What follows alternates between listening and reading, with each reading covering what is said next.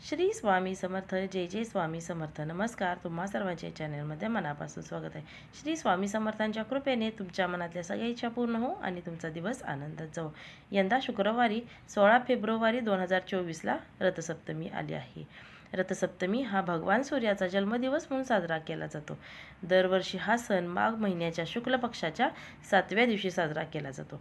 पद्मपुराणानुसार पृथ्वीवर सूर्याची किरणे पहिल्यांदाच पडली तो हा दिवस आहे.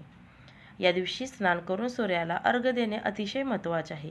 असे केल्याने मनुष्य पापापासून मुक्त होतो, तसेच गंभीर आजारांपासून, गंभीर रोगांपासून देखील मुक्त होतो. असे म्हणतात की सूर्यदेवाने या दिवशी अवतार घेतला होता आणि सोन्याच्या रथावर स्वार झाला होता. तर यंदा रथसप्तमीचा शुभ मुहूर्त काय आहे आणि कधीपासून सप्तमी चालू होणार आहे ते आपण बघू.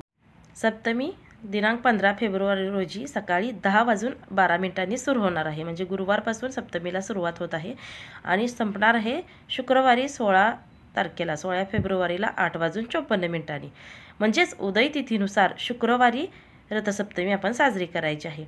तर या दिवशीचा शुभ मुहूर्त काय आहे ते मी तुम्हाला सांगते. सकाळी 16 तारखेला सकाळी 5:17 पासून 6:59 हा शुभ मुहूर्त आहे. सूर्योदय 6:59 नंतर होणार आहे. या दिवशी काय करायचं आहे? या दिवशी आपण सकाळी लवकर उठून शुचिर्भूत होऊन स्नान करून पूजा आणि दान करायचं आहे. या दिवशी स्नानाला, पूजेला आणि दानाला विशेष असं महत्त्व आहे. या दिवशी सूर्याला सर्वांनी अवश्य अर्घ्य द्यायचं आहे. त्यामुळे काय होतं, सूर्याला अर्घ्य दिल्यामुळे आपल्याला सकारात्मकता मिळते आणि वर्षभर ही सकारात्मकता आपल्याला टिकून राहते. त्या दिवशी सूर्याला अर्घ्य दिल्यामुळे आपल्याला चांगले आरोग्य देखील लाभते, त्यासोबतच आपल्याला धन देखील लाभते. या दिवशी सूर्यपूजन केले जाते.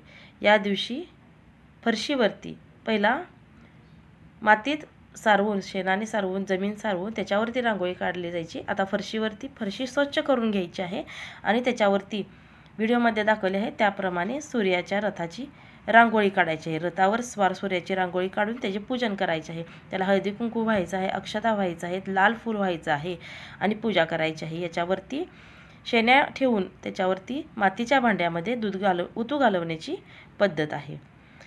हे उतू गेलेलं दूध, त्यामध्ये थोडंसं तांदूळ टाकायचं आहे आणि साखर टाकून हे दूध उतू घालवायचं आहे आणि त्याचा नैवेद्य सूर्याला दाखवायचा आहे. या दिवशी आपण अन्न शिजवण्याच्या यंत्राची देखील पूजा करायची आहे. पूर्वी चुलीची पूजा करून त्याच्यावरती खीर शिजवली जायची आणि तो प्रसाद म्हणून सगळ्यांना वाटला जायचा.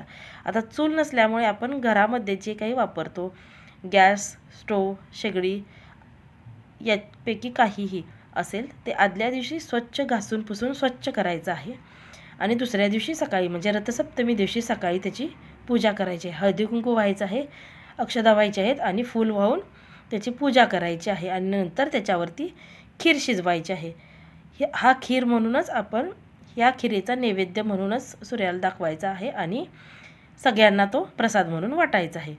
रथयात्रेला निघालेल्या सूर्यनारायणाचे स्वागत या पद्धतीने आपण प्रत्येकाने करायचे आहे.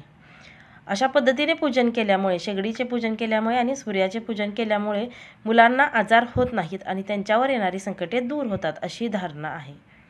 त्यामुळे यावर्षी रथसप्तमीला तुम्ही शेगडीची अवश्य पूजा करा. या व्हिडिओमध्ये सांगितलेली माहिती तुम्हाला जर आवडली असेल तर तुम्ही या चॅनलला नक्की सबस्क्राईब करा. सबस्क्राईब केला असेल तर लाईक आणि शेअर करा. श्री स्वामी समर्थ.